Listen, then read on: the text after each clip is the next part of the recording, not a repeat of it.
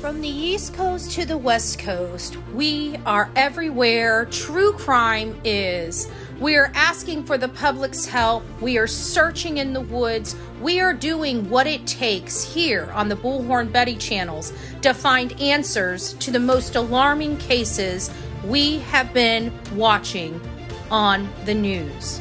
I can tell you personally that I have traveled this entire country seeking these answers and bringing that content right here to you here on the Bullhorn Betty channels and Bullhorn Betty Crime Stories.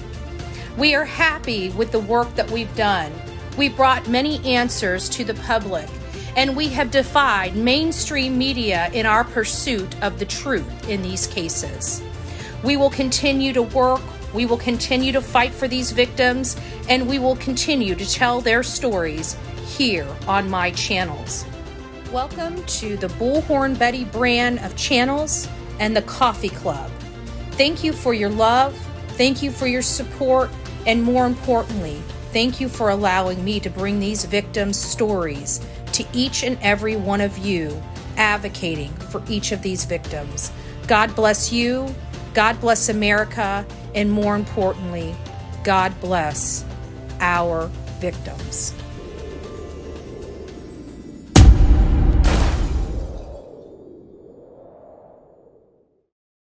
Good morning, guys. I don't know how many people are up this ridiculous time of the morning. It's like around 5 a.m. And I was not here yesterday. I took a day off. I unplugged, completely unplugged, turned the phone off, literally everything. I just took a down day, and now we're kind of back here. I have a lot to go over this wonderful morning.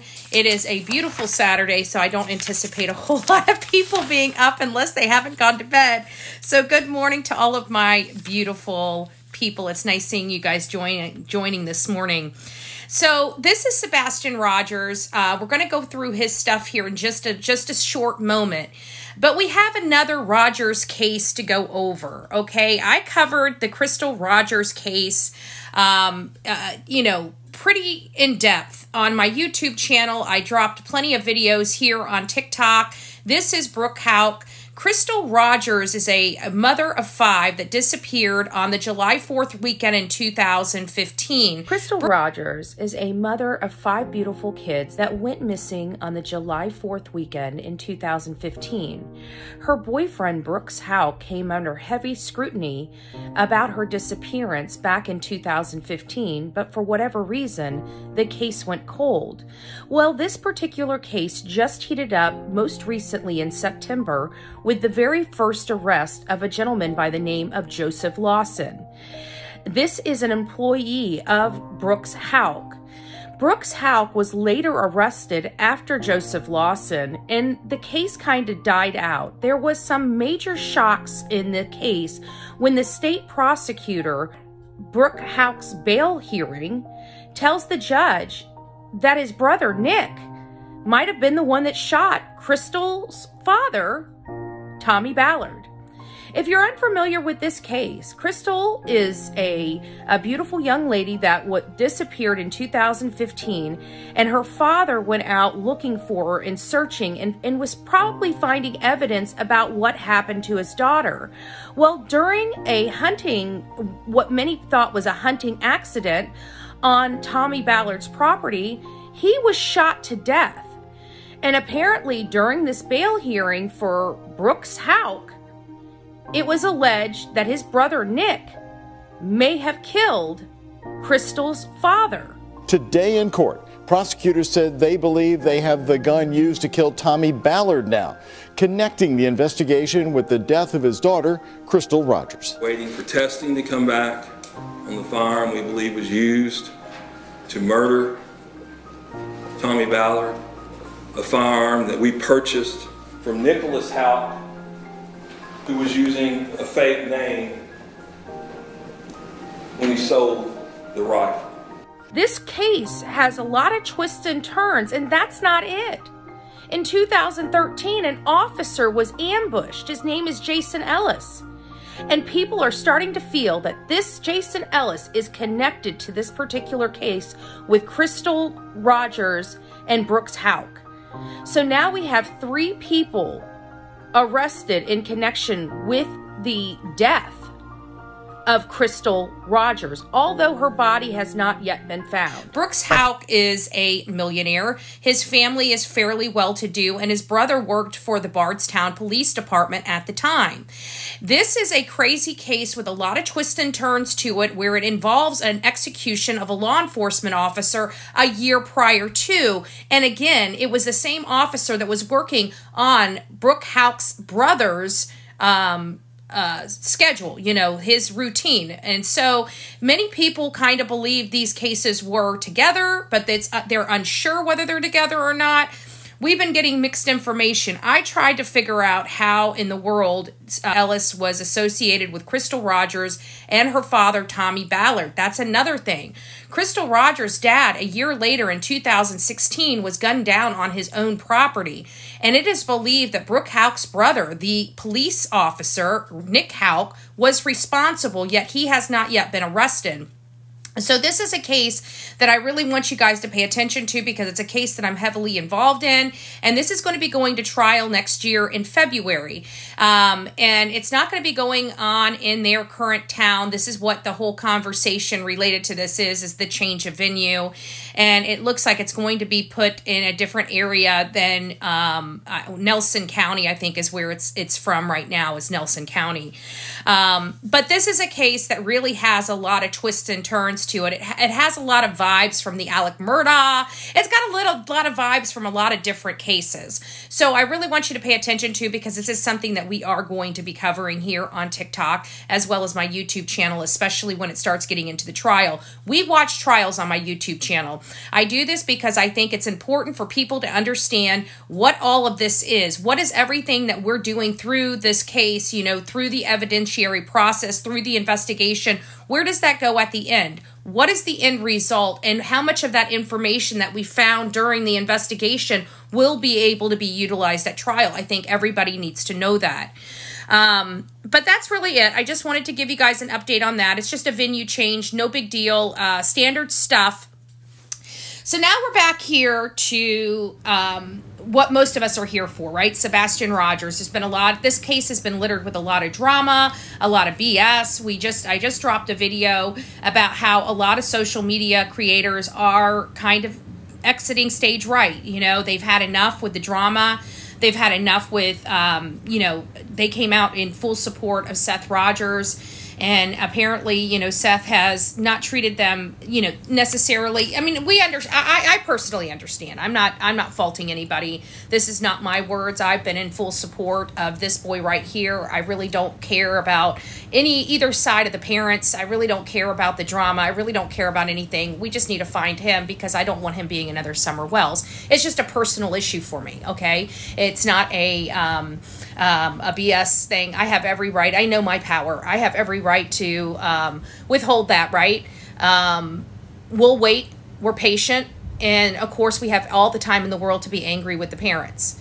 But this case has been so weird from the very beginning, where none of us really believed his mom and stepfather or their story, because it just didn't make sense to us. We know, you know, most people on here, at least, you know, pleasantly surprised. But there's a lot of people on here that have autistic children, period.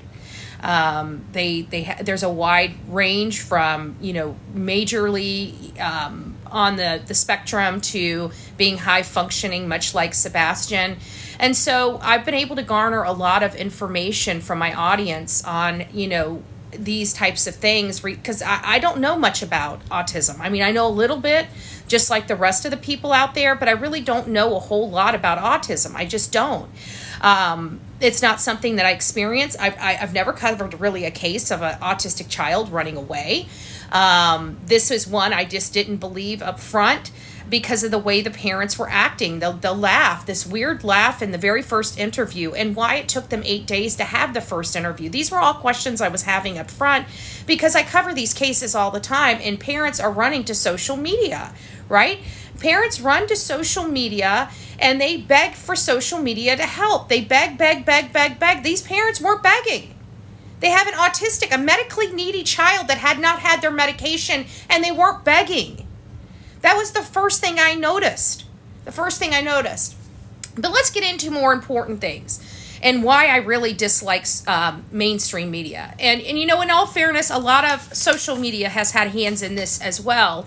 But people, and I've said this multiple times, spent too much time accusing the parents instead of garnering the information that we needed to proceed in this case. People were putting all their information on accusatory questions instead of fact-finding questions. So I think it's important because we have unanswered questions here in the case of Sebastian Rogers, and these are the questions. I'm going to be short and sweet on these as we're building the timeline, because it's hard to build the timeline whenever we're questioning information. We've got a lot of information because right now we're being told by a PI that they have confirmed that Chris Proudfoot was at work and checked in at 5:15 in the morning. I want to know how they've confirmed that information, because we have a person that works with him saying he was not on a crane until 7 a.m. I need clarification on that. So if anybody knows this PI or has access to Seth Rogers, I would like clarification on that, because that's important. That goes to the heart of our timeline, because we need to be able, I'm trying to find a needle in a haystack, right? And just like every other searcher out there, we're trying to find Sebastian, but we have to utilize information and whereabouts of individuals to help guide us in where they have a possibility of, putting Sebastian. That's why it's so important that we have a timeline. Because if we have a timeline, we can do deductive reasoning and putting people where they need to be. So here are some questions that have never been answered by all of our social media and all of our mainstream media, which seems like this needs to be first and foremost, and I'm unsure why nobody has asked these questions. Some of these questions have been asked. Some of these questions I will tell you that I even know the answer to, but I put them on the list anyways, okay?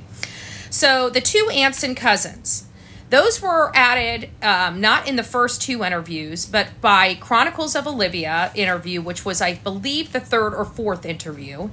They introduced a cousin. A cousin was picked up. Katie looks for corroboration by Chris, which leads us to believe Chris was there, because how would Chris know? So Chris nods his head, yeah, you're right. So she introduces a cousin into the mix in Chronicles of Olivia interview, but by Nancy Grace, it's two aunts and a cousin. So for the two aunts and a cousin, when were they present? And from what time to what time? We also know, how did they come into the house when, oh, that's from the BJs. So when did they go to the BJs trip? How long were they gone? What time did they return? Who was with them? Which door did they come into the house when they came home from BJ's? How long were they at the house? What else was done at the house during this time? Nobody's asking these questions. Who else was at the home during this time? Where was Sebastian, and what was he doing? What was his state of mind? When they came back from BJ's, what was Sebastian's state of mind? What time did they leave the house after putting the snacks away? Was anyone else at the home when they left? Did anyone leave with them? What was Sebastian's state of mind when they left? Was this a planned outing to go to the bowling alley and the steakhouse, or was this spontaneous, and why? What door did they leave out of? What time did they arrive at the bowling alley? How often does Sebastian and Katie Proudfoot bowl? Was anyone at the bowling alley with them? What was Katie Proudfoot, and what did Katie Proudfoot and Sebastian do inside? You know, at these bowling alleys, there's more things besides just bowling. What lane did they rent, and how many games did they play? What time did they leave the bowling alley? Did they walk to the steakhouse or drive to the steakhouse? What time did they arrive? Was anybody with them at the steakhouse? What was Sebastian's state of mind when they left the bowling alley? Was anyone with them? What did they eat? Did they get anything to go? If so, what? Did they grab doggy bags? Did they have leftovers? What time did they leave the restaurant? Did they make any stops on the way home? If so, where? What way did they take home? When did they arrive home? Which door did they come through when they arrived home? What was Sebastian Rogers' state of mind? What was taken home? What way was taken home? Excuse me. When they arrived, what door did they go through? Was anyone home when they got there? What did Sebastian do when he got home? What was Sebastian's state of mind? What are Sebastian's evening routines? Did Sebastian change his clothes at all during the day? Was Sebastian wearing a diaper that evening? When did Sebastian change into the clothes he disappeared in? Did he have any food or drinks while he was at home after returning from the restaurant? These are just a few questions. Well, I shouldn't say a few, quite a few. And my list isn't done yet. I haven't even began to go into Katie's routines. What was Katie doing? Because I find it a little suspect that she was doing her, on the phone with Chris Proudfoot and studying at the same time, which is her story. That's what she told Nancy Grace. She was there reading her book for her online college. Well, how are you reading a book and studying for your online college while being on the phone with your husband for 3 solid hours? Does that make sense? Like, it's been a little while since I've been in college, you know, but I did go to college, but I don't recall being able to stay on the phone with my boyfriend for 3 hours while studying. I mean, I was pretty talented, you know, I was a party animal. I went to college at night, and I held 2 jobs. So I can walk and chew gum, you know, I can walk and chew gum. However, I don't recall walking and chewing gum while being on the phone for 3 hours, walking and chewing gum. Just say, okay, call me crazy. There is some good news, though. I mean, with all the craziness going on in the case, we still need to build out the timeline. This is the piece that I'm talking about right here. This is where we found out that Chris, according to the PI, which I don't like internet PIs. If you guys don't know me in my position on PIs, I like PIs in the community where people disappeared from. I like their stealthness. I like their, undercover work. You know, I have a problem with PIs that need attention, because the whole purpose of a PI is the undercover work. Like, if we're going to do it in your face, any of us could do it, right? So they're saying that he was at his job site at 5:15, but we have text messages from somebody that works on that job site saying he was not there until 7 a.m. So now there's some controversy on what time. And, you know, this is what we want, because we wanted to find out truly when he was there. And so now we have a little bit of discrepancy from what we were previously told and what the PI is telling us now. Now, who is right? I don't know. And this is where it comes in, because I really don't trust PIs unless I know them, right? Because I don't know what their motivation is, and I don't know whether they're here to help the case. And, you know, sometimes helping the case is re-diverting some of the attention away from legitimate evidence so they can investigate it. And I know that. So I have a problem with it, right? Also, the whole dumpster thing. We're finding out the dumpster that was over there is going to Nashville, but law enforcement checked a Kentucky dumpster, or Kentucky landfill. So has any of the landfills in Gallatin or Nashville ever been searched? I've got questions about that. But one of the main issues that we've had here is that a lot of the creators have been pulling out in this particular matter, citing safety concerns and other things. I've been trying to get out here for 2 solid months, and there's been I can't express it, but there's been a force that has managed to keep me in Florida, literally to the point of where I was 30 minutes out of the Georgia-Florida line when my car broke down. I'm still waiting for a computer for it. It has not arrived, but I've got a notification that it's been programmed, so hopefully I should have it in the next few days, hopefully by Monday. But one of the things I did is I expressed, please, you know, I'm hoping social media doesn't pull out of this case, because it's not about the drama. It's not about this. It's not about that. Please go check out my videos. I just dropped a video. I think it was yesterday, no, it would have been the day before. I took yesterday completely off and unplugged.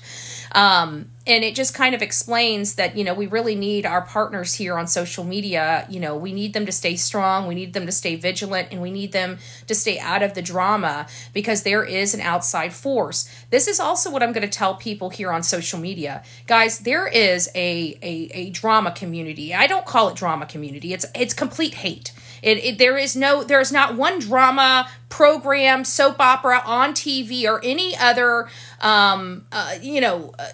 TV app that you can find that embodies what goes on YouTube that they try to call as drama. These are not drama channels. These are hate-filled channels. They're absolutely disgusting. And they're driving good creators off of social media with their bullying and their bullying tactics and all of these things. And I truly believe that if anybody's being threatened, it's most likely coming from these areas of social media.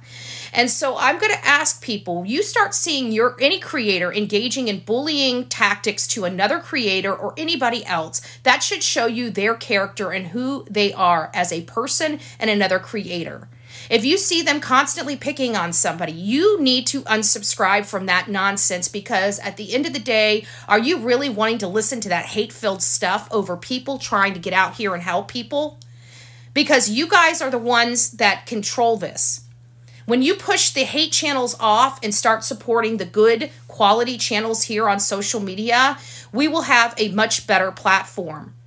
And so this is something, and I just want to say that I am so appreciative of Narked Diver, because he's coming in here and saying that he's basically not going to stop actively searching for Sebastian Rogers. So I'm very appreciative of the people that are reaching out to your favorite content creators that are searchers and covering these cases and asking them to continue, because it does seem like it is working. I know people have to kind of step back and regroup and refocus, especially as emotional as this case is. You know, we're all trying to find this 15-year-old medically needy boy, right, that has disabilities, and we're very concerned for his well-being. And it's a very tough pill to swallow when we see a set of parents not really giving a crap about this child. And then you have people following those searchers around, bullying those searchers, you know, just doing some crazy stuff. I also found out that Trev Time, the creator that did the wonderful interview with Nina Gomez, which is Chris Proudfoot's ex-wife, guess what? The bully channels are running him off YouTube as well. He just did a community post this morning. So I'm going to be taking a stand, and I need my audience to take the stand with me. And we're going to say no more bullying of these content creators that go out there and try to give a damn about these cases and make a difference. You guys can no longer be supporting these hate channels, okay? They're causing major damage in these cases, and they're trying to point the finger at us and say it's us doing it when it's all of them. They do stuff like point the finger at us and say, oh, look at them. They're using resources from law enforcement. Look how many times law enforcement are being called out on them, right? Yet they're the ones picking up the phone and calling the law enforcement out on those people. Isn't it funny how that works? So they're creating this entire narrative and pointing the finger over at the good people and saying, hey, it's them. So what I'm trying to ask of everybody on here is, you know, there are creators here trying to make a difference, and there are creators here trying to cause drama and chaos. And I'm going to ask you guys to look past this and start looking at the heart of these creators and start really supporting them and start unplugging from these hate channels. They're not doing any good. And I can tell you, these are not drama channels. You show me what TV program resembles any of these drama channels on YouTube or TikTok, and I guarantee what you're seeing is not drama. It's pure hate. It's pure hate. We have enough hate in this country. We have enough hate. We cover hate all day, every day in true crime. Pure hate and evil. I think we've had enough.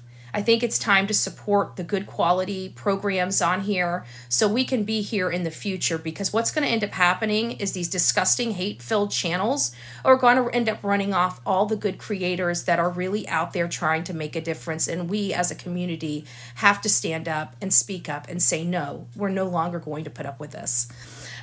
Sebastian Rogers case needs it. The Summer Wells case needs it.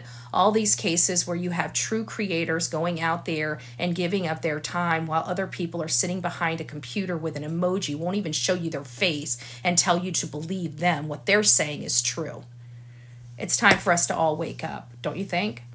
All right, guys, I hope you have a wonderful, amazing Saturday. God bless you. We are going to continue to rock it out with our coffee beans out. We're going to continue to advocate for these victims. We're going to continue to cover their case in a journalistic respect as well as an activist respect, right? Because at the end of the day, we want justice for these cases. And the only way we're going to get justice for these cases is to have big old fat mouths and raise our voice and let our voice be heard. So God bless each and every one of you. Thank you for supporting this. This particular live is covered by our subscribers. If you'd like to subscribe, I have decided to put my morning daily updates on subscriber only mode because this is the subscriber sponsored program. However, my other daily programming will be open to the rest of the public.